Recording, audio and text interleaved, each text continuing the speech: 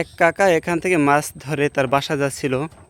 আমরা এখানে তাকে দেখতে পেয়ে ডেকে আমাদের কাছে নিয়ে আসতেছি, দেখি সে কি মাছ পেয়েছে এবং আমরা কিনতে পারি কিনা।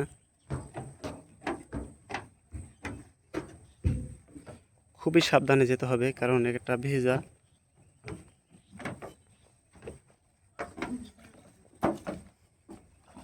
চরে পানি নেই তো।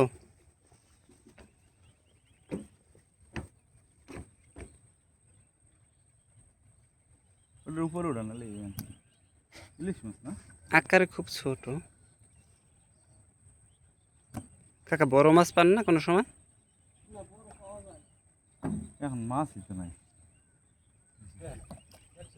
হুম, মানে কত এই আজকের সম্বল কি এই কত কতটুকু আছে আনুমানিক?